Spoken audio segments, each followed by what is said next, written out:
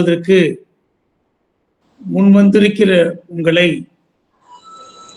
ஆண்டவராகிய இயேசு கிறிஸ்துவின் திருப்பெயரில் அன்போடு கூட அகாடமியின் சார்பாக அட்மின் சார்பாக உங்களை வரவேற்பதில் மிகுந்த மகிழ்ச்சி கொள்கிறோம்.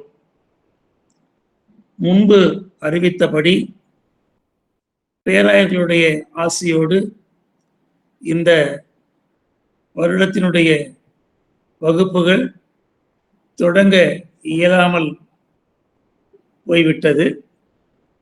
ஆனாலும் கூட பல நண்பர்கள் எப்பொழுது வகுப்பு தொடங்கும் என்று அட்மினிடம் தொடர்ந்து கேட்டுக்கொண்டே இருந்தபடியினால் வகுப்பினை இந்த சூழலில் நாம் தொடங்குகின்றோம். இந்த பெஸ்ட் அகாடமியின் நோக்கம் திருமறையை புதிய கண்ணோத்தோடு படிப்பது நமது நோக்கம். திருமறையை புதிய கண்ணோட்டத்தோடு படிப்பது நமது நோக்கம் என்றால், திருமறை பல்லாயிரம் ஆண்டுகளாக உயிருள்ள ஒரு புத்தகமாக இருக்கிறபடியினால் உயிருள்ள அனைத்துமே தன்னுடைய வாழ்வியல் சூழலுக்கேற்ப தன்னை மாற்றிக்கொண்டே இருக்கும். உயிருள்ள அனைத்தும் தான் வாழும் சூழலுக்கேற்ப தன்னை மாற்றிக்கொண்டே இருக்கும். அது மிக எளிதாக நமக்கு தெரியும். பசும் புல் உண்ணுகிற ஆடு மாடுகள் இன்று காகிதம் உண்ணுகின்றன, சூழலுக்கு தன்னை மாற்றிக் கொள்கின்றன. திருமறை பல்லாயிரம் ஆண்டுகளாக ஒரு உயிருள்ள புத்தகமாக இருக்கிறபடியினால் மானுடத்தின் படைப்பின் வாழ்வியல் சூழல் மாற்றிக்கொண்டே இருப்பதனால் அந்த மாறும் சூழலுக்கேற்ப திருமறையை நாம் வாசிக்க வேண்டியது நம்முடைய கடமையாயிருக்கிறது. அதைத்தான் ஒரு காலகட்டத்திலே கான்டெக்சுவல் ரீடிங் என்று சொல்லுவார். சூழலியல் சார்ந்து திருமறையை வாசிப்பது. அதைத்தான் சமீப காலமாக திருமறை அறிஞர்கள், வேதாகம அறிஞர்கள் புதிய பார்வையில், இன்றைய சூழல் பார்வையில், தேவைகளின் பார்வையில், மானுட வாழ்வியல் பார்வையில் திருமறையை கற்க வேண்டும் என்று திருமறை அறிஞர்கள் கருதுகிறார்கள். அதில் நான் பல நாடுகளுக்கு சென்று இந்த கான்டெக்சுவல் சூழல் சார்ந்து எப்படி திருமறை வாசிப்பது அல்லது புதிய பார்வையில் எப்படி திருமறை வாசிப்பது என்று பல நாடுகளுக்கு சென்று கற்றுக் கொடுத்த அனுபவம் எனக்கு கிடைத்திருக்கிறது. அதனை உங்களோடு கூட பகிர்ந்து கொள்வதில் எனக்கு பெரும் மகிழ்ச்சி. காரணம், இதில் இணைபவர்கள் திருமறையின் மீது அவர்களுக்கு இருக்கின்ற ஆர்வம், ஒப்படைப்பு, நம்பிக்கை கூடுதல் என்பது எனக்கு தெரியும்.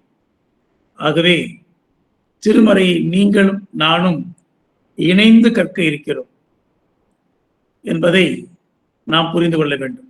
திருமறையை நீங்களும் நானும் இணைந்து கற்க இருக்கிறோம் என்பதை நாம் புரிந்து கொள்ள வேண்டும்.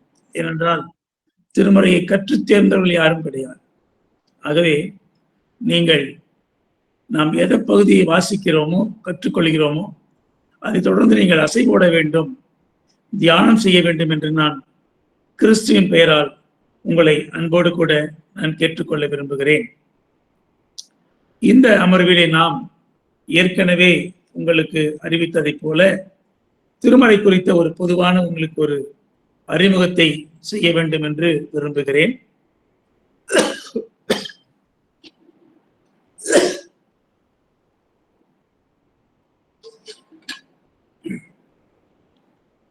இந்த வகுப்புக்கென்று பல நாள் கடுமையாய் உழைத்த, நட்பு பாராட்டுகின்ற அட்மின் ஆண்டனி அவர்களுக்கு நான் மிகவும் தொடக்கத்திலேயே நன்றி தெரிவிக்க விரும்புகிறேன்.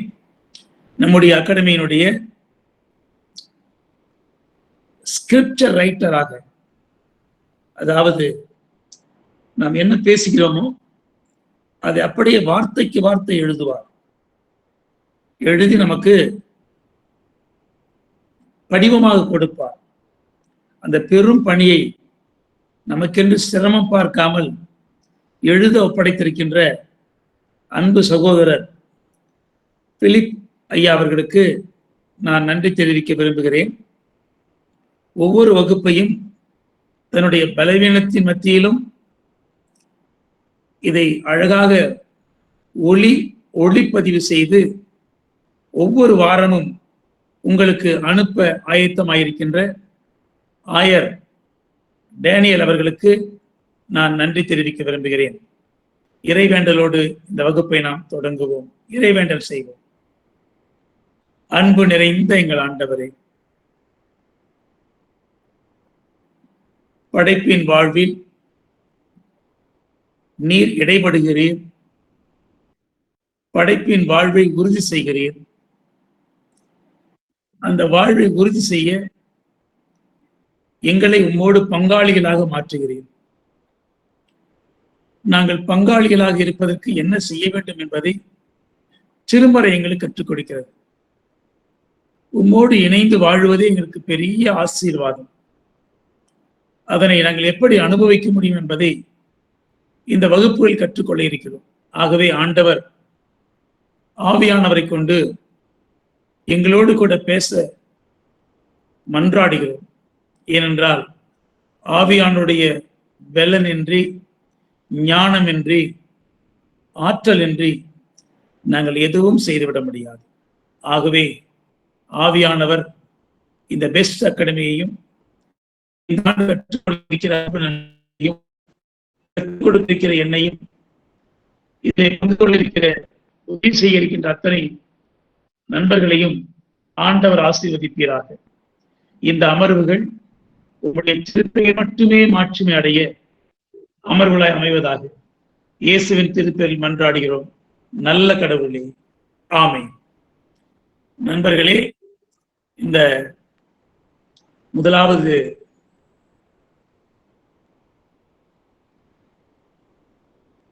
தலைப்பாக நாம் எடுத்துக்கொண்டிருப்பது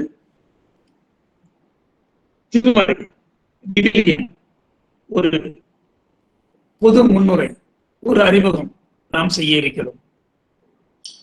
திருமறை அல்லது விவிலியம் என்பது என்ன?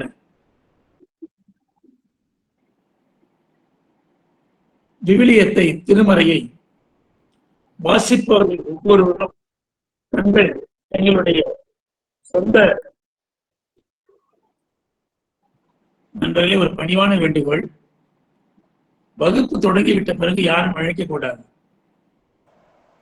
ஏனென்றால் இது ஒளிப்பதவை பாதிக்கும். ஆகவே ஒரு 5 நிமிடத்திற்கு முன்பாக நீங்கள் கலந்து கொள்ள அழைக்கிறேன். ஏனென்றால் பலர் இப்பொழுது என்னை அழைக்கிறீர்கள். நீங்கள் அழைக்க வேண்டும் என்றால் அட்மினைத்தான் அழைக்க வேண்டும், என்னை அழைக்கக்கூடாது. 7:55 8க்குள் அழைத்தால் நான் பதில் சொல்லுவேன். வகுப்பு தொடங்கிவிட்ட பிறகு நீங்கள் அழைக்கக்கூடாது. மிக பணிவோடு கேட்டுக்கொள்கிறேன். திருமறை என்பது வாசிப்போருடைய பார்வையில் வெவ்வேறு வடிவங்களில் அது பயனுள்ளதாய் அமைகிறது. கடவுளின் விருப்பம், கடவுளுடைய வார்த்தை மனித எழுத்துக்களில் நமக்கு கிடைத்திருக்கிறது. ஏனென்றால் திருமறை அல்லது விவிலியம் இதனுடைய ஆசிரியர் என்று சொன்னால் மனிதன் என்று மட்டும் நாம் சொல்லிவிடக்கூடாது. ஏனென்றால் கடவுளும் மனிதனும் இணைந்து கடவுள் தன்னுடைய விருப்பத்தை மனிதன் மூலமாக நமக்கு ஒரு புனித மறையாக நமக்கு கொடுத்திருக்கிறார். அதுவே திருமறையாகும். இந்த திருமறையானது கடவுளுடைய வெளிப்பாடு, கடவுள் இந்த உலகத்தில் எதை செய்ய விரும்புகிறாரோ அதனுடைய வெளிப்பாட்டினுடைய பதிவேடு என்று சொல்லலாம்.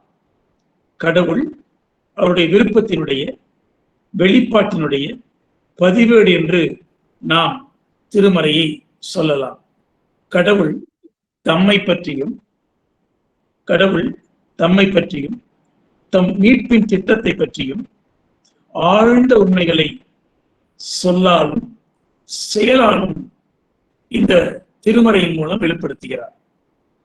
மீட்பு திட்டத்தை, அந்த ரட்சிப்பின் திட்டத்தை சொல்லாலும் செயலாலும் அவர் வெளிப்படுத்துகிறார். இந்த உண்மைகளை எல்லாம் மனிதன் தன் சொந்த முயற்சியினால் அறிய முடியாது. அவன் என்னதான் முயன்றாலும் கடவுளுடைய விருப்பத்தை அவனால் அறிந்து கொள்ள முடியாது.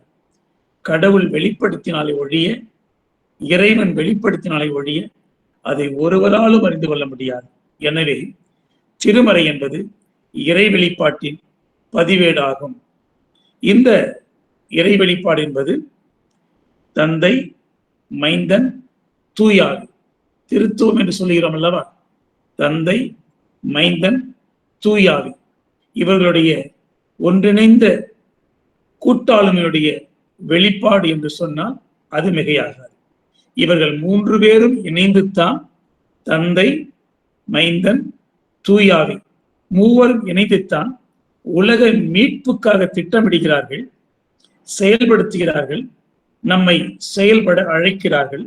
அதனுடைய பதிவே, அதனுடைய வெளிப்பாடே திருமறை என்று சொன்னால் மிகையாகாது. திருமறை என்பது, விவிலியம் என்பது நம்பிக்கையின் இலக்கியம். இது ஒரு நம்பிக்கையின் இலக்கியம், சாதாரண புத்தகம் கிடையாது. நம்பிக்கையின் வடிவம் என்று சொன்னால் அது மிகையாகாது. இந்த திருமறையினுடைய உண்மைகளை புரிந்து கொள்ள வேண்டும் என்றால் நமக்கு விசுவாசம் வேண்டும், பற்றுறுதியுடைய வெளிச்சம் வேண்டும். விசுவாசத்தில் வெளிச்சம் வேண்டும். விசுவாசத்தின் வெளிச்சம் இன்றி ஒருவரும் திருமறையை முழுமையாய் அறிந்து கொள்ள இயலாது. ஆகவே திருமறையை நம்பிக்கையின் இலக்கியம் என்றும் சொன்னால் மிகையாகாது. இந்த திருமறை மீட்பின் வரலாறு. ஆதியாகமம் தொடங்கி திருவெளிப்பாடு, வெளிப்படுத்தின சேஷம் வரையில் இந்த நூல் எதை மையமாக கொண்டிருக்கிறது என்றால் மனித படைப்பின் மீட்பை மையமாக கொண்டிருக்கிறது என்று சொன்னால் மிகையாகாது. இந்த திருமறையானது இறை ஆட்சியின் வரலாறு, பரலோக ராஜ்யத்தின் என்று சொன்னால் அது மிகையாகாது. ஏனென்றால் கடவுள் எப்படி மனிதனை தன் ஆட்சிக்கு உட்படுத்துகிறார் அல்லது ஆட்சிக்காக மீட்கிறார்.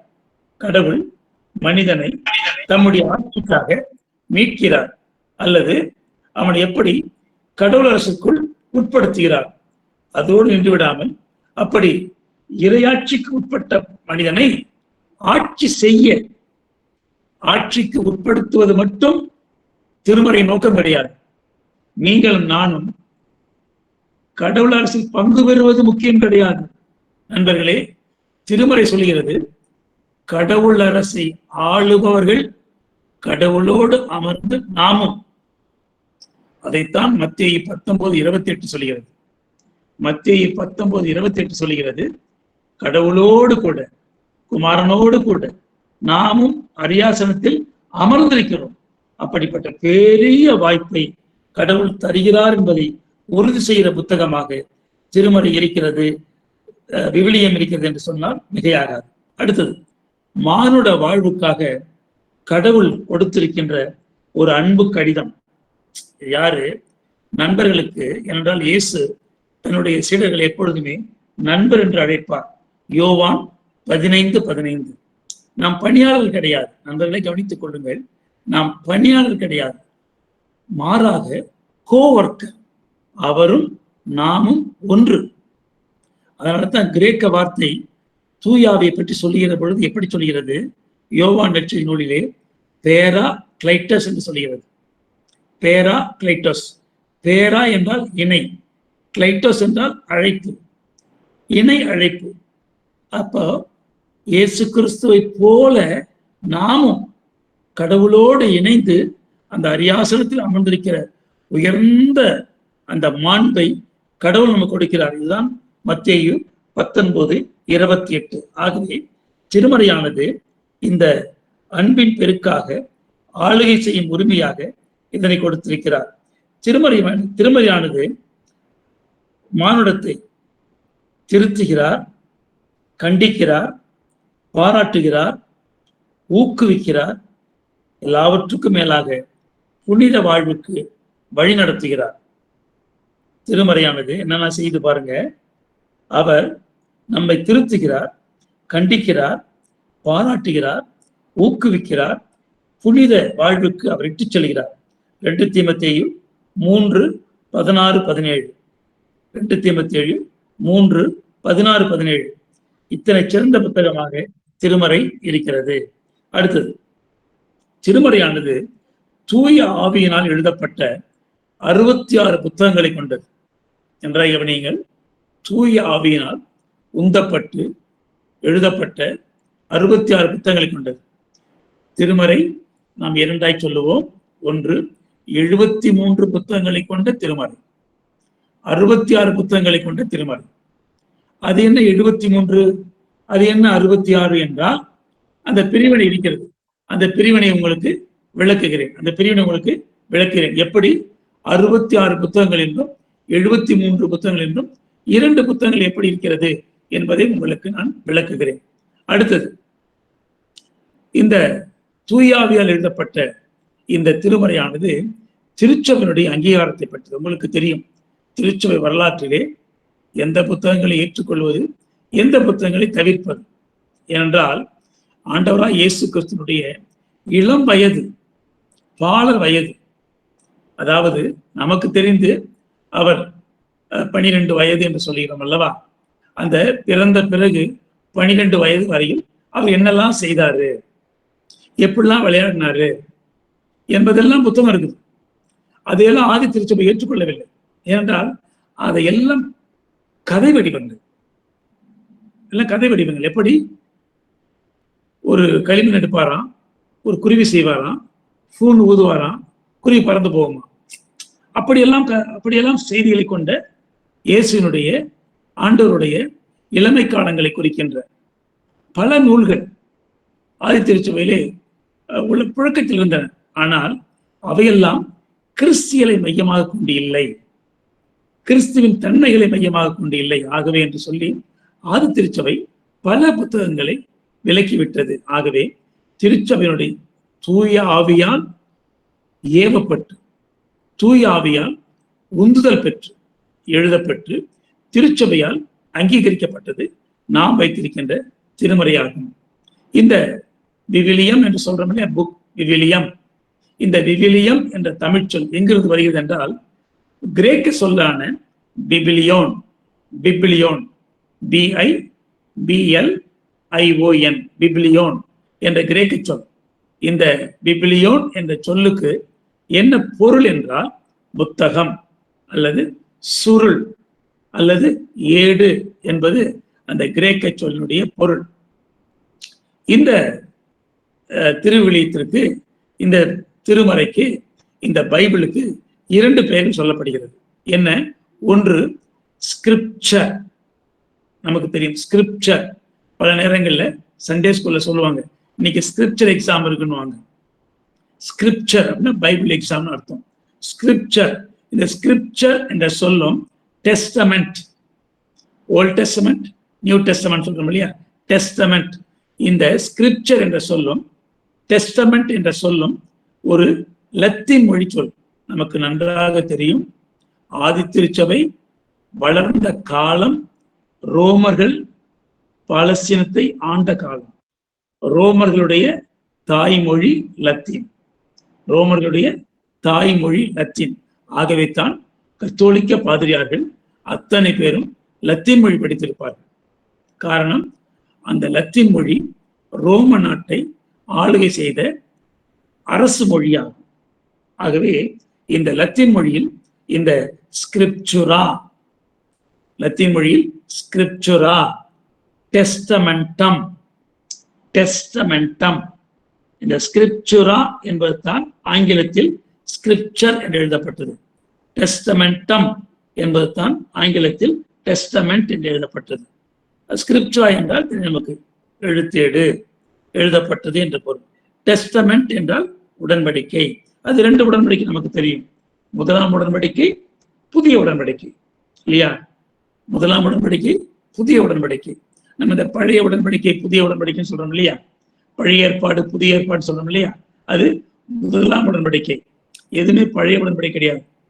மோசேயோடு செய்த உடன்படிக்கையோ, ஆரோனோடு செய்த உடன்படிக்கையோ, ஆபிரகாமோடு செய்த உடன்படிக்கையோ, நோவாவோடு செய்த உடன்படிக்கையோ, ஈசாக்கோடு செய்த உடன்படிக்கையோ, யோசேப்போடு செய்த உடன்படிக்கையோ, யாக்கோவோடு செய்த உடன்படிக்கையோ எதுவும் பழைய உடன்படிக்கை கிடையாது.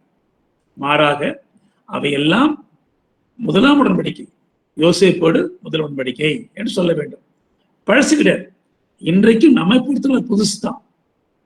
அந்த உடன்படிக்கை எல்லாமே நமக்கு நம்பிக்கை தருகின்ற செய்திகளாகவே இருக்கிறது என்பதை புரிந்து கொள்ள வேண்டும். அடுத்தது, இந்த திருமறை என்பது பல புத்தகங்களுடைய தொகுப்பு நமக்கு தெரியும். பல புத்தகங்களுடைய தொகுப்பு. ஆனால் பல புத்தகங்களாக இருந்தாலும் அந்த அனைத்து புத்தகங்களுக்கும் மூல ஆசிரியர் யார் என்றால் கடவுள் என்பதை நாம் புரிந்து கொள்ள வேண்டும்.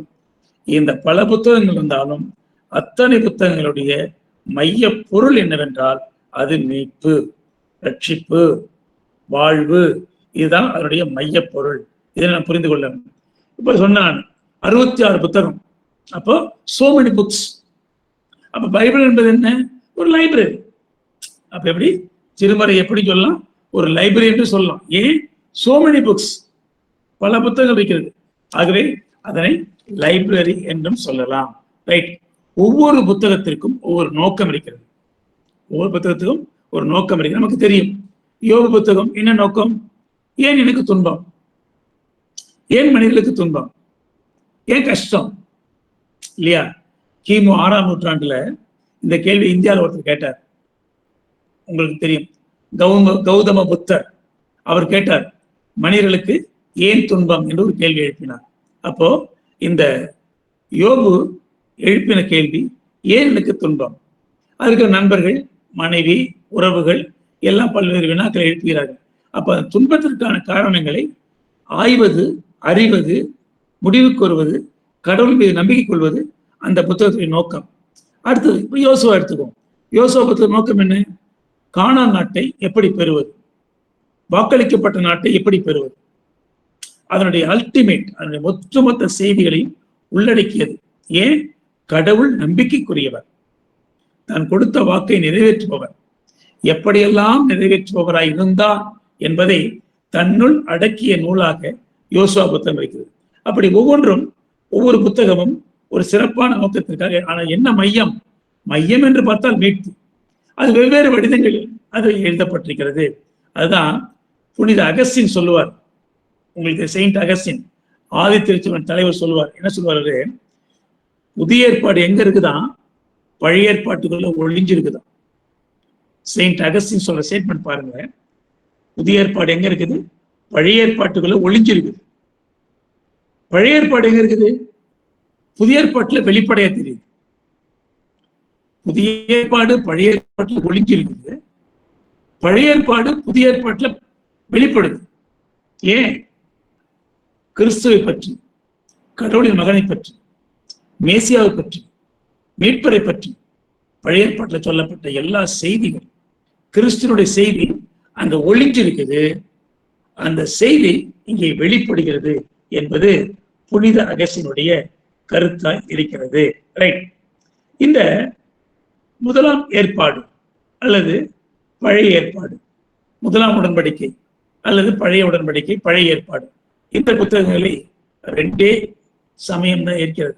ஒன்று யூதர்கள் ஏற்றுக்கொள்கிறார்கள், 2வது கிறிஸ்தவர்கள் ஏற்றுக்கொள்கிறார்கள். ஆனால் இவர்களிடையே பல்வேறு விதமான முரண்பாடுகள். என்ன முரண்பாடு? இன்னவர்களும் யூதர்கள், நாம் கிறிஸ்தவர்கள் பழைய ஏற்பாட்டை பயன்படுத்துவதை ஏற்றுக்கொள்வது கிடையாது. ஏனென்றால் அது எங்கள் வேதம், யூதரின் வேதம், யூதரின் திருமறை, யூதரின் ஸ்கிரிப்சர், அதை எப்படி நீ பயன்படுத்தலாம் என்று இன்றும் அவர்கள் ஏற்றுக்கொள்வது கிடையாது. ஆனால் நாம் அவர்கள் ஏற்றுக்கொண்டாலும் ஏற்றுக்கொள்ளவில்லை என்றாலும் நம்முடைய ஆண்டவராக இயேசு கிறிஸ்து அவர் பயன்படுத்தின, அவர் நம்பின, அவரை பற்றி சொன்ன நூலாக இருக்கிறபடினால் அதை நாம் பயன்படுத்தி கொண்டிருக்கிறோம் என்பதை நாம் புரிந்து கொள்ள வேண்டும். அடுத்து, யூதர்களை பொறுத்தவரையிலும் இந்த பழைய ஏற்பாட்டுல 2 விதமான கருத்து இருந்துச்சு. என்ன 2 விதமான கருத்து? பாலஸ்தீனத்திற்குள் வாழ்ந்த யூதர்கள், பாலஸ்தீனத்திற்கு வெளியே வாழ்ந்த யூதர்கள்.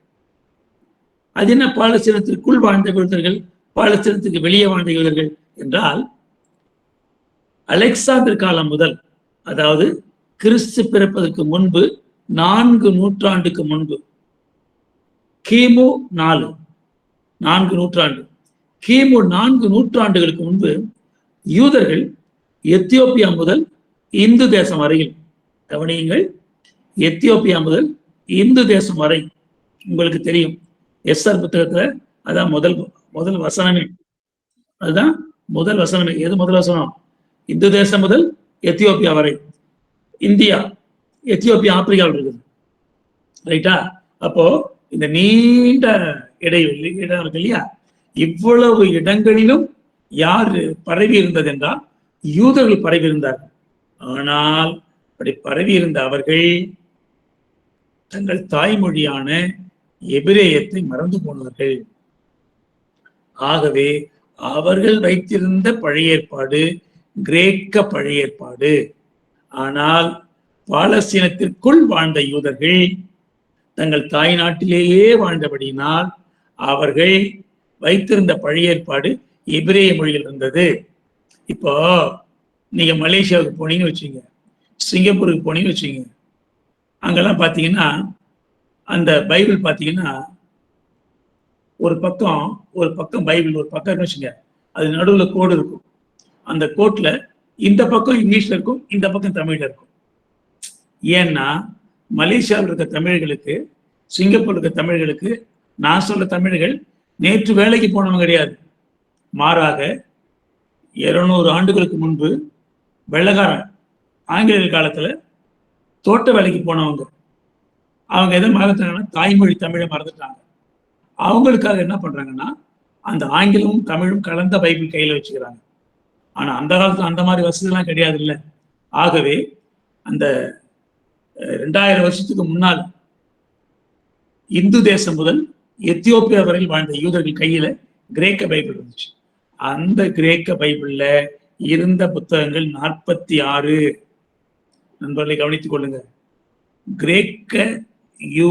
கிரேக்க பழைய ஏற்பாட்டில் இருந்த புத்தகங்கள் 46.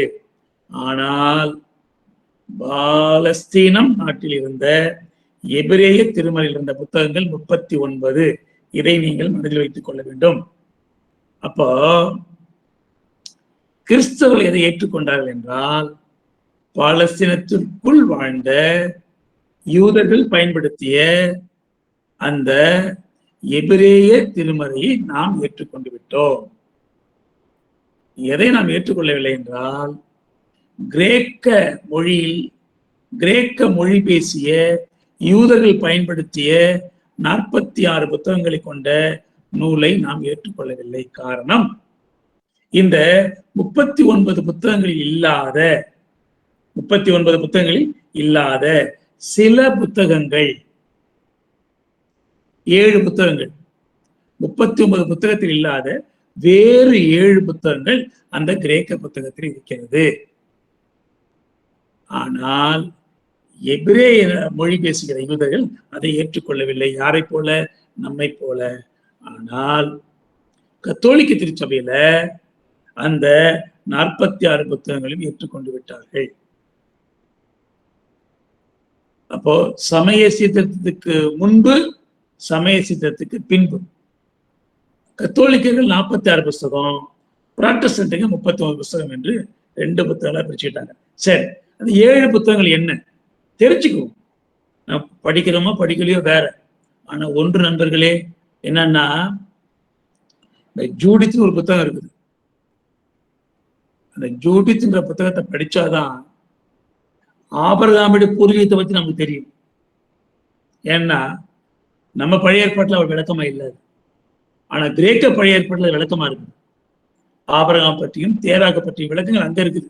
சரி, அப்போ அந்த 7 எக்ஸ்ட்ரா புத்தகங்கள் எது என்று பார்த்தால் தோபித்து, பாரூக்கு, யூதித்து, சீராக்கின் ஞானம், சாலமோனின் ஞானம், 1 மக்கபேயர், 2 மக்கபேயர் என்ற 7 புத்தகங்கள் கிரேக்க பழைய ஏற்பாட்டில் இருக்கிறது.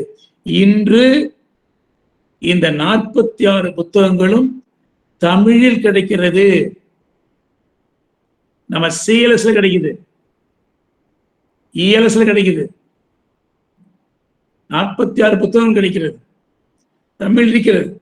ஆனால் நாம் வைத்திருக்கிற திருமறை 39 புத்தகங்களை கொண்ட திருமறை. ரைட், அதுக்கு பல்வேறு காரணங்கள். அந்த 7 ஏன் வேணான்னு சொன்னாங்க என்பதற்கு பல்வேறு காரணங்கள். மிக முக்கியமான காரணம் எபிரேயர்கள் புத்தகம். நமக்கு தெரியும், இஸ்ரவேல் என்றால் எபிரேயர்கள்.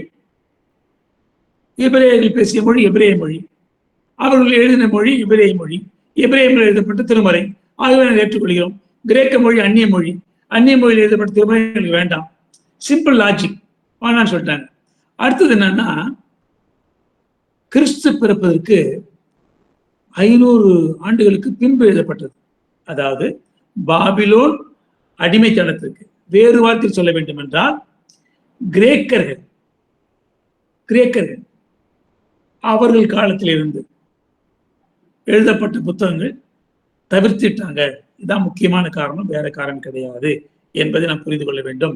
ரைட், இந்த பழைய ஏற்பாட்டை எப்படி வகைப்படுத்துகிறார்கள் என்றால் சட்ட நூல்கள், இறைவாக்கு நூல்கள், இலக்கியங்கள். பழைய ஏற்பாடு 3 வகையா பிரிக்கிறோம். சட்ட நூல்கள், இறைவாக்கு நூல்கள், இலக்கியங்கள் என்று 3ஆக நாம் பழைய ஏற்பாட்டை பிரிக்கிறோம். இந்த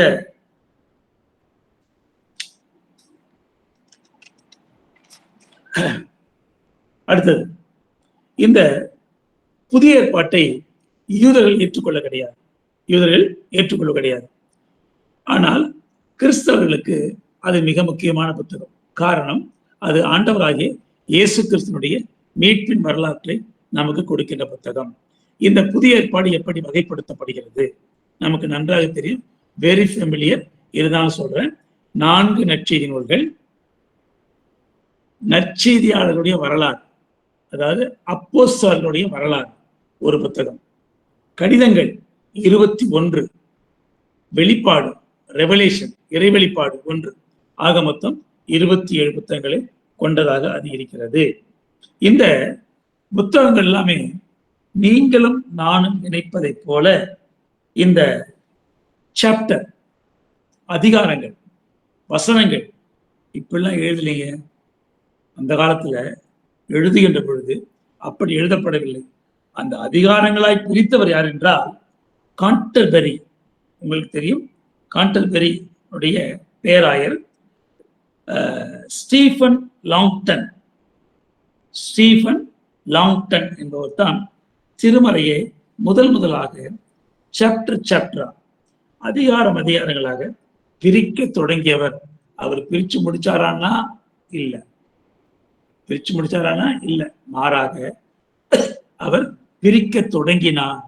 அந்த சாப்டர் வைஸ் நீங்க சொல்றோம் இல்லையா, மத்தேயு 15, லூக்கா 12 சொல்றோம் இல்லையா, இதெல்லாம் சொல்லுங்கன்னு வச்சுங்க, எங்க தொடங்குது எங்க முடியலன்னே தெரியாது. இதெல்லாம் செய்ய ஆரம்பிச்சது யாருன்னா அவர் தான் முதல்ல. அதுக்கப்புறம் வசனமா பிரிச்சவரு சாண்டஸ் என்று ஆங்கிலம் சொல்வார்கள். சாண்டஸ் என்பவர் 1528 கிபியில அவர் தான் வசனங்களை சொன்னவர். இப்போ சில பைபிள்ல பாத்தீங்கன்னா தலைப்பு இருக்கும், காணாமல் போன ஆடு, காணானிய பெண்ணு, தொழுநோயுள்ள மனிதன், தலைப்பு இருக்கும். அந்த தலைப்பெல்லாம் பைபிள்ல கிடையாது. நம்ம சௌகரியத்தை கொடுத்துக்கிட்டோம், அவ்வளவுதான். அப்போ வசனங்களை பிரிச்சவங்க ஒருத்தங்க, அதிகாரங்களை பிரிச்சவங்க ஒருத்தங்க. எப்போ? காலங்காலமா நடக்குது. காலங்காலமா இந்த பணிகள் நடந்து கொண்டே இருந்தது என்பதை நாம் மறந்துவிடக் கூடாது. அடுத்தது, இந்த திருமறையினுடைய முக்கியத்துவம் என்ன என்றால், இது நம்முடைய ஞான வாழ்க்கைக்கு மிக முக்கியமாக இருக்கிறது. ஆன்மீக வாழ்க்கைக்கு மிக முக்கியமாக இருக்கிறது. இரண்டாவது, கடவுளை பற்றி அறிந்து கொள்ள, கடவுளின் வெளிப்பாட்டை அறிந்து கொள்ள இது உதவுகிறது. மூன்றாவது, கடவுளை பற்றி கற்றுக் கொடுக்க. கடவுளை நாம் அறிந்து கொள்வது மட்டும் நம்முடைய நோக்கம் கிடையாது, மாறாக கடவுளை மற்றவர்களுக்கு அறிவிப்பதும் நமது நோக்கமாயிருக்கிறது. ஆகவே கடவுளை கற்றுக் கொடுக்க திருமறை நமக்கு உதவுகிறது. அடுத்தது, மனிதனை முழு மனிதனாக மாற்றுவதற்கு திருமறை உதவுகிறது. அடுத்தது, திருமறை கற்றுக்கொள்கின்ற பொழுது பல உலக தகவுகளை, உதாரணமா சொல்லணும்னா எகிப்து, அசீரியா, பாரசீகம், மேதியா, பாபிலோனியா, பல்வேறு நாடுகளுடைய பண்பாடுகள், சமய நம்பிக்கைகள், எப்படி அதன் இடையே எபிரேயர்கள், யூதர்கள், இஸ்ரவேலர்கள் எப்படி அவர்களின் ஊடே அவர்கள் பயணப்பட்டார்கள், எப்படி வாழ்ந்த செய்திகளை நமக்கு கற்றுக் கொடுக்கிறது. அடுத்தது, இந்த திருமறையை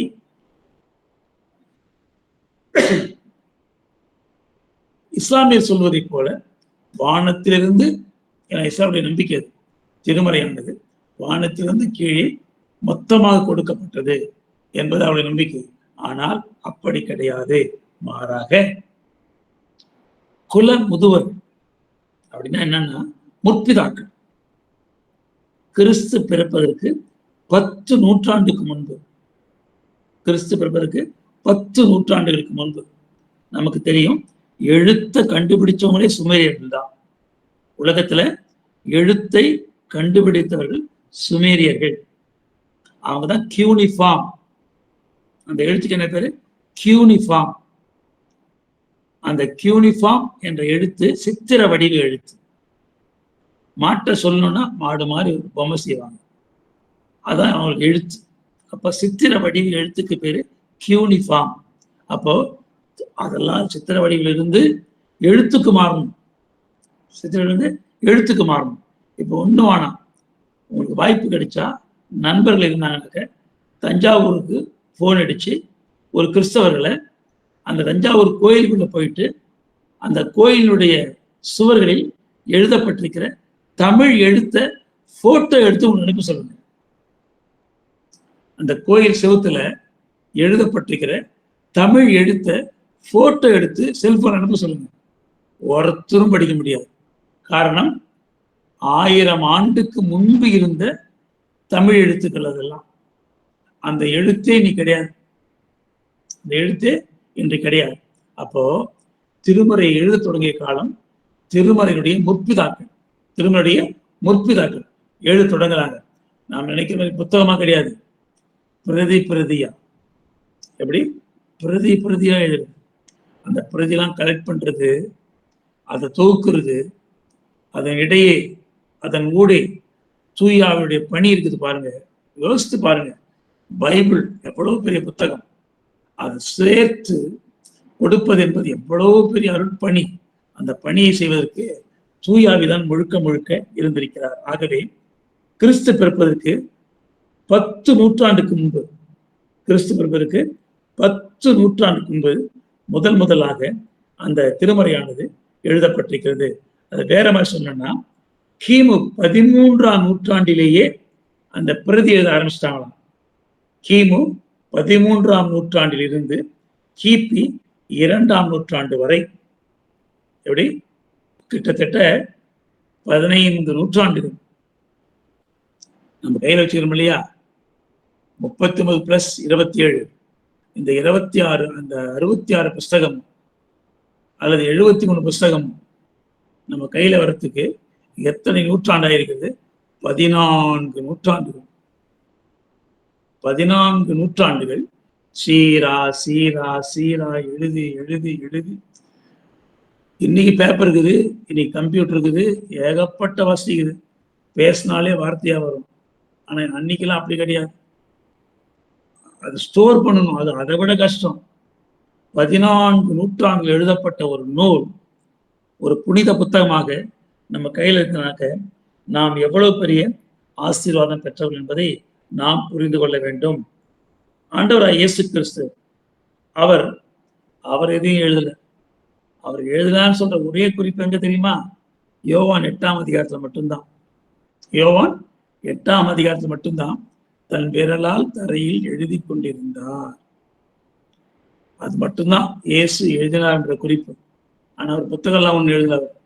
ஆனா இயேசுவின் சீடர்கள், இயேசுவின் திருத்துதர்கள் பலவற்றை கற்றுக் கொடுத்தார்கள், போதித்தார்கள்.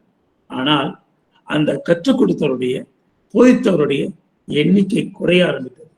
அப்படி எண்ணிக்கை குறைகின்ற பொழுது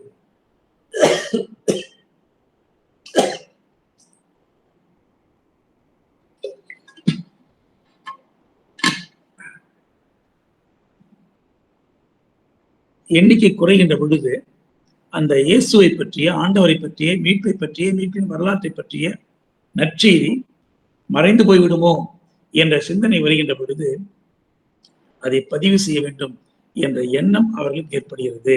அப்போ திருமறையானது மானுடத்தினுடைய சிந்தனையில், மனதில் பதிய வைத்திருந்தார்கள். அதான் சொல்லுவார்கள் ஆண்டவர், உன்னுடைய இருதயத்தில் எழுதி வைத்துக்கொள். ஏன்னா அந்த காலத்துல இருதயம் தான் சொல்லுவாங்க இல்லையா? மனசு சொல்ல தெரியாது. மனசு என்பது லேட்டர் தான். முதல்ல இருதயம் தான். சுத்த இருதயத்தை எண்ணில் சொல்றோம் இல்லையா? சுத்த இருதயம் கிடையாது. இருதயத்தை தான் சுத்தப்படுத்த முடியாது. மனசு சுத்தப்படுத்தலாம், மனசை தூய்மைப்படுத்தலாம். அதான் ஆண்டவர் சொல்லுவார், மனம் திரும்புங்கள். மனசை சுத்தப்படுத்தலாம், இருதயத்தை சுத்தப்படுத்த முடியாது. ஆனா மனசுன்னு ஒண்ணு இருக்குதான்றது அந்த காலத்துல தெரியாது. அந்த காலத்துல இருதயத்தை தான் மனசு நினைச்சாங்க. இருதயத்தை தான் கடினமான இருதயம், கல்லான இருதயத்தை தசையான இருதயமாக. அப்போ இருதயம் கல்லு கிடையாது, இருதயம் கல்லு கிடையாது. எது கல்லு? உன் மனசு என்னடா கல்லாடா, அது இன்னைக்கு சொல்றோம். ஆனா 3000 ஆண்டுக்கு முன்பு மனம் என்று ஒன்று சொல்ல தெரியாது. அதுக்கு அவன் என்ன சொன்னா, கார்டியா, கிரேக்கத்துல கார்டியா, இருதயம் தான். இருதயம் கல்லுன்ட்டான், இருதயத்தை கல்லுன்ட்டான். அப்போ அந்த சொல்லெல்லாம் என்ன பண்ணிச்சுன்னா, எழுதி எழுதி மாறி மாறி மாறி மாறி அதெல்லாம் கொண்டாந்து நம்ம கொடுக்கறதுக்கு எவ்வளோ காலங்கள் ஆயிடுச்சு. சரி, அடுத்தது இந்த நூல் பரம்பரை பரம்பரையா, தலைமுறை தலைமுறையா அது பாசாயி பாசாயி பாசாயி வந்துச்சு. நமக்கு தெரியும், சட்ட நூல் ஆதியாகவும், யாத்திராகவும், லேவியராகவும், எண்ணாகவும், உபாகம்ன்றோம் இல்லையா? தொடக்க நூல்ன்றோம், விடுதலை பயணம்ன்றோம், எண்ணிக்கை நூல்ன்றோம் சொல்றோம் இல்லையா? புதிய மொழிபெயர்ப்புல இதெல்லாம் நாம சிம்பிளா சொல்லிடுவோம், மோசையின் நூல்கள்ன்றோம். ஆனா திருமறை அறிஞர்கள் என்ன பண்றாங்கன்னா, இந்த நூலை எழுதினவர் யாருன்னு பார்க்குறாங்க. பார்த்து அதுக்கு 4 துணை குறிப்பு சொல்றாங்க. எப்படி? JEDPன்றாங்க, JEDPன்றாங்க. அப்படின்னா என்ன? கடவுளை யாவே என்று சொல்பவர்கள். கடவுளே யாவே, ஆதியாமத்திலிருந்து எங்கெல்லாம் யாவே யாவே யாவேன்னு எழுதுறாங்களோ அப்படி யாவே என்று கடவுளை அழைப்பவர்கள் ஒரு சமூகம், ஒரு குழு, ஒரு ஆசிரியர் குழு என்று பிரிக்கிறார்கள். அடுத்தது, இந்த புத்தகங்கள்ல எங்கெல்லாம் உங்களுக்கு கோயிலை பற்றி, பக்தியை பற்றி, பரிசுத்தத்தை பற்றி, பலியை பற்றி, ஆசாரியரை பற்றி, காணிக்கை பற்றி, புரிதா சொல்றது? சமயம் சார்ந்து இந்த புத்தகத்துல எங்கெல்லாம் சமயம் சார்ந்து பேசப்படுகிறதோ அப்படி சமயம் சார்ந்து பேசுறவங்க எல்லாம் ஒரு ஆசிரியர்கள். சமயத்தை பற்றி மட்டும்தான் அவங்க பேசுவாங்க. காணிக்கை கொடுக்கறது, கோயில் கட்டுறது, கோயில் எப்படி தொங்கலாடை இருக்கணும், அது என்ன கலர்ல இருக்கணும், ஆசை என்ன உடை உடுத்தணும், அவன் யாரா இருக்கணும், அவன் உடம்பு எப்படி இருக்கணும், அவன் எந்த குலத்துல இருக்கணும், இதை பத்திலாம் எழுதுறவங்க ஒரு அவனுக்கு பேரு பீனா பிரிஸ்ட். அடுத்தது, கடவுளை ஏலோகிம், கடவுளை ஏலோகிம் என்று அழைத்தவன். ஒருத்தன் யாவேன்னு அழைத்தான், ஒருத்தன் எலோகின்னு அழைக்கிறான். அப்ப எங்கெல்லாம் பழைய ஏற்பாடுல எலோகின்ற வார்த்தை வருதோ அதெல்லாம் அப்படி கடவுளை அழைத்தவர்கள் ஒரு சொல், ஒரு குழு, ஒரு குடும்பம், ஒரு எழுத்தாளர்கள் கூட்டம். இப்படி திருமுறையை என்ன பண்றாங்கன்னாக்க யார் யாரெல்லாம் எழுதியிருப்பாங்க. அதனாலதான் சமீப காலங்கள்லாம் என்ன படிக்கிறாங்கன்னாக்க திருமுறை படிப்பதை எப்படி சொல்றாங்க, யோவான் சுவிசேஷம் சொல்றோம் இல்லையா, யோவான் நற்செய்தி நூல் என்று சொல்றோம் இல்லையா, அது எப்படி சொல்றாங்கன்னாக்க ஜொகனை கம்யூனிட்டின்னு, யோவான் சமூகம், மத்தேயுவின் சமூகம், மார்க்கின் சமூகம், லூக்காவின் சமூகம் என்னுவாங்க. ஏன் யோவான் திருமுழுக்குனர் சீடனாகிய யோவான் எபேசுல போய் தங்குறாரு, இயேசு பத்தி சொல்லி கொடுக்குறாரு. அது ஜனம் கேட்கிறாங்க, நிறைய பேர் 1 2 3 4 5 6 10 100 1000 கேட்டுக்கினே இருக்கிறாங்க. அப்படி கேட்டுக்கினே இருக்கிறது என்ன பண்றாங்க, ஒரு குறிப்பிட்ட காலத்து பிறகு நான் என்ன கேட்டேன், நீ என்ன கேட்ட, நீ என்ன கேட்ட, நீ என்ன கேட்ட, அவங்க எழுதுறாங்க. சொன்னது யாரு? யோவான், செபதேயுவின் குமாரன் யோவான் சொன்னார். எழுதுறது யாரு? இந்த கேட்டாங்க பாருங்க, அவங்க எல்லாம் ஒவ்வொருத்தர் எழுதுறாங்க. அப்ப எழுதுறது யாருன்னா யோவானின் சமூகம். புரிஞ்சுக்கங்க, அதான் ஜொகனைன் கம்யூனிட்டி. சொன்னது யாரு? யோவான்.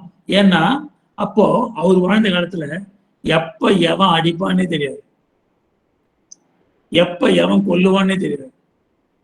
அப்போ அவங்க கற்றுக் கொடுக்கறதுல கவனம் செலுத்துவாங்களா, பல ஊருக்கு போய் பயணப்படுவதில் கவனம் செலுத்துவாங்களா, இன்னைக்கு இந்த ஊரு அப்புறம் அந்த ஊரு அது அடுத்த ஊரு இப்படி ஓடிக்கிட்டே இருப்பாங்க.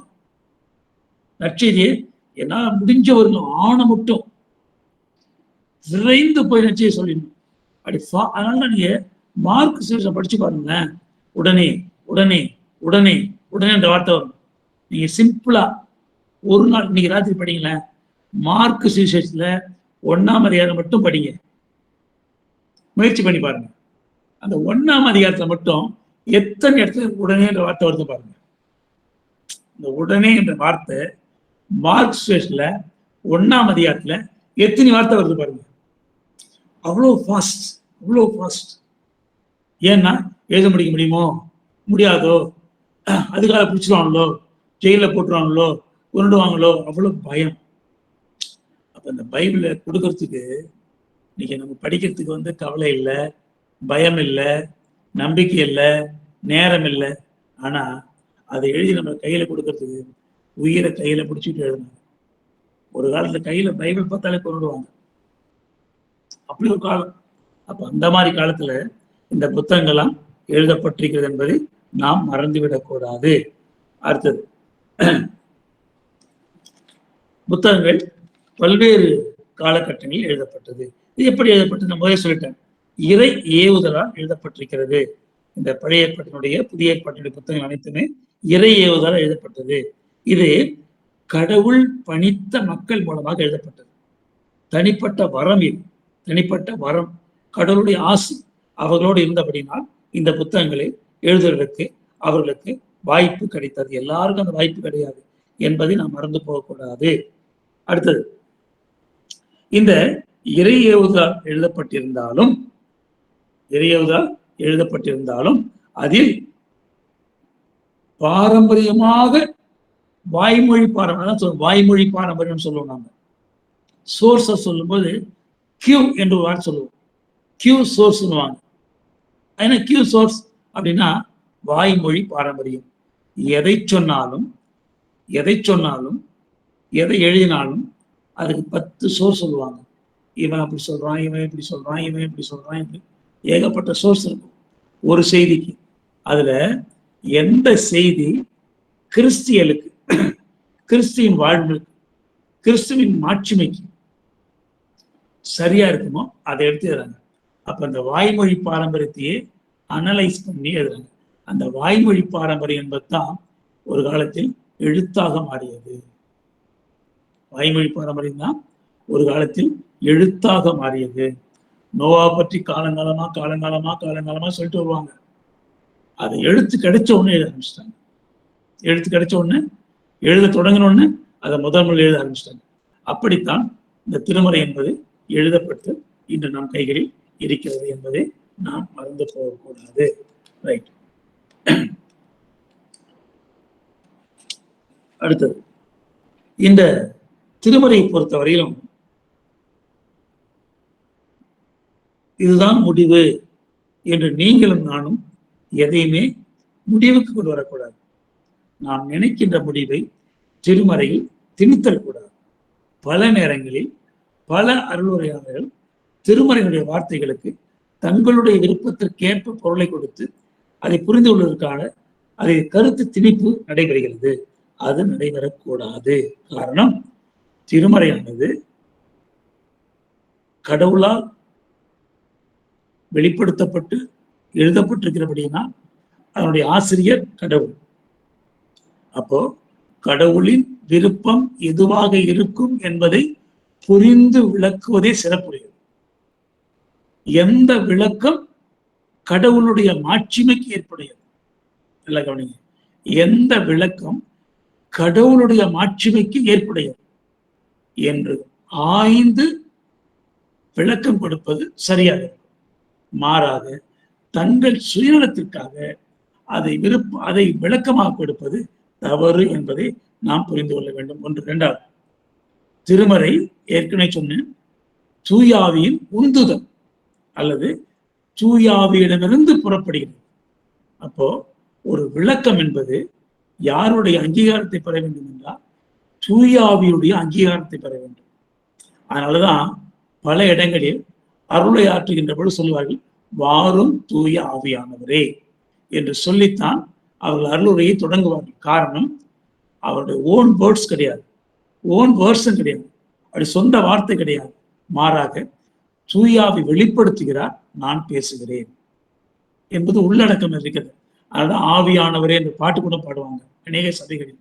காரணம், சொல்லப்படுகிற ஒவ்வொரு வார்த்தையும் ஆவியானவருடைய ஏவப்படுவதால் சொல்லப்படுகிறது என்பதை நாம் புரிந்து கொள்ள வேண்டும். அடுத்தது, நம்மளுடைய முதலே சொன்னதுதான், திருமறை என்பது 100% இறைவனுடைய புத்தகம். இது இறைவனை பற்றி சொல்கிற புத்தகம். ஆகவே இறைவனுடைய புத்தகம் என்று நாம் புரிந்து கொள்ள வேண்டும். அடுத்தது, இந்த திருமறை பற்றி நாம் தெரிந்து கொள்ள வேண்டிய நிறைவு செய்தி என்னவென்றால், மீட்பு வரலாறு. உதாரணம், யோவான் 20:30-31. திருமறை மீட்பின் வரலாறு யோவான் 20:30-31. 2 தீமோத்தேயு 3:16-17. ரோமர் 1:16-17. விவிலியம், திருமறை, மீட்பின் வரலாறு 2. திருமறை, விவிலியம் ஒரு தூய புத்தகம், புனிதமான புத்தகம்.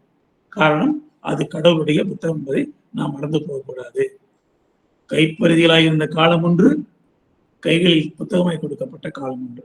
இந்த புத்தகத்தை கடவுளின் பார்வையில், புதிய பார்வையில் நாம் படிக்க கடவுள் நமக்கு உதவி செய்வாராக. ஆமீன். இந்த வகுப்பினுடைய ஒளி பதிவும் எழுத்தும் உங்களுக்கு கிடைத்துவிடும். எழுத்தாகவும் கொடுத்து விடுவோம், பதிவாகவும் கொடுத்து விடுவோம். எழுத்தையும் படித்து நீங்கள் பயன்பெறலாம், வீடியோவையும் நீங்கள் கேட்டு பயன்பெறலாம். இரண்டுக்குமே நண்பர்கள் நமக்கு உதவி செய்ய இருக்கிறார் என்பதை புரிந்து கொள்ளுங்கள். அடுத்தது, அடுத்த வகுப்பு முதல் அடுத்த வகுப்பு என்று சொல்லிவிடுகிறேன். Bachelor of biblical theology, BPTH நண்பர்களுக்கு ஒவ்வொரு செவ்வாய்க்கிழமை 8:30 முதல் 9:30 வரை. நீங்க 8 மணிக்கு ஆரம்பிக்க சொன்னால் நான் மகிழ்ச்சியை தொடங்குவேன். இது அட்மின் உங்களிடம் கேட்பார். பேச்சுலர் கோர்ஸ் ஒவ்வொரு செவ்வாய்க்கிழமையும் 8:30 முதல் 9:30 வரை டென்டேட்டிவாய் போடுகிறோம். வருகின்ற வாரம் செவ்வாய்க்கிழமை 8:30 மணிக்கு பேச்சுலர் கோர்ஸ் நடத்தப்படும். வருகிற சனிக்கிழமை 8 முதல் 9 வரை டிப்ளமோ படிப்பவர்களுக்கு, டிப்ளமோ இன் பிப்ளிக்கல் தியாலஜி, அவர்களுக்கு ஒவ்வொரு சனிக்கிழமையும் வகுப்பு நடைபெறும். செவ்வாய்க்கிழமை வகுப்பு பேச்சுலர் கோர்ஸுக்கு, சனிக்கிழமை வகுப்பு டிப்ளமோ கோர்ஸுக்கு. இதனை நீங்கள் மனதில் வைத்துக் கொள்ள வேண்டும். இன்னும் சில நண்பர்களிடம் கேட்டிருக்கிறார்கள், ஏன் செவ்வாய்க்கிழமை இரவு வைக்கிறீர்கள்? செவ்வாய்க்கிழமை பகலில் வைத்தால் என்ன, 11 மணியோ 11:30 மணிக்கோ 12 மணிக்கோ வையுங்களேன் என்று கேட்டிருக்கார்கள். பேச்சுலரை பொறுத்தவரை ஆப்ஷன். ஏனென்றால் அவர்கள் ஏற்கனவே படித்தவர்கள். ஆகவே அவர்களுக்கு நம்முடைய அக்கடமி தெரியும். அவர்கள் அந்த குழுவில் இருப்பவர்கள் அட்மினோடு தொடர்பு கொண்டு அவர் ஓட்டிங் விடுவார். அதுல இரவு 8 to 9, இரவு 8:30 to 9:30, அல்லது பகல் 11:30 முதல் 1:12:30 என்பதை அவர் ஓட்டிங் விடுவார். அதில் எதில் 100% வருகிறீர்களோ அதில் வகுப்புகள் நடத்தப்படும் என்பதை நான் உங்களுக்கு சொல்லிக்கொள்ள விரும்புகிறேன். அட்மின் ஏதாவது குறிப்பு சொல்வதா என்றால் சொல்லலாம்.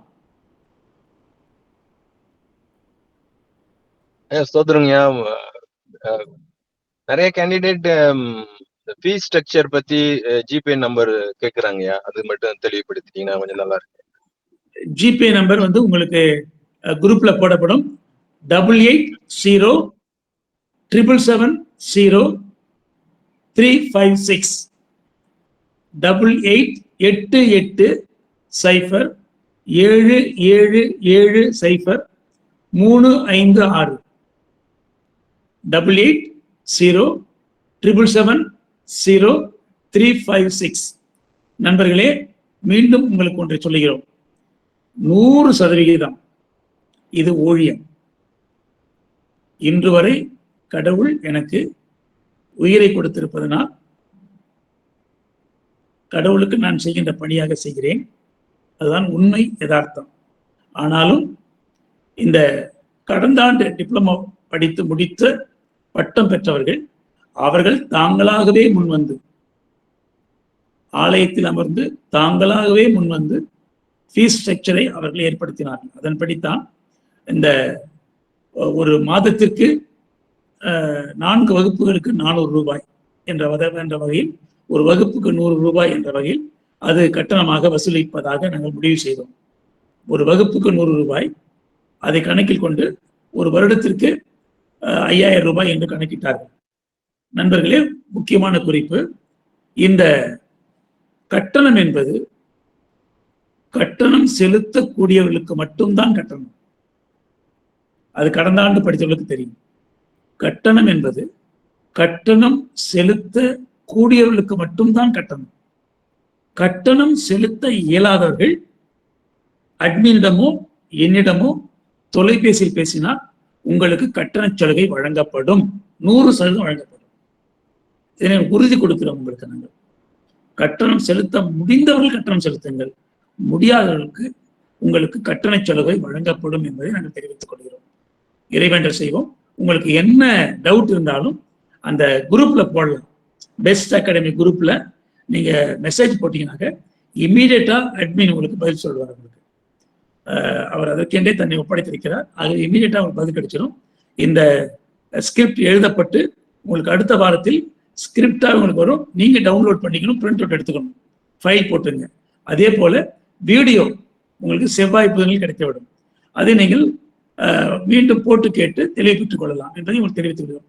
இந்த வீடியோவில் உங்களுக்கு ஏதாவது சந்தேகம் வந்தால் இந்த வாரத்தின் இடைப்பட்ட நாட்களில் இந்த 9884741356 அந்த எண் என்னோடு தொடர்பு கொள்ளும் எண்.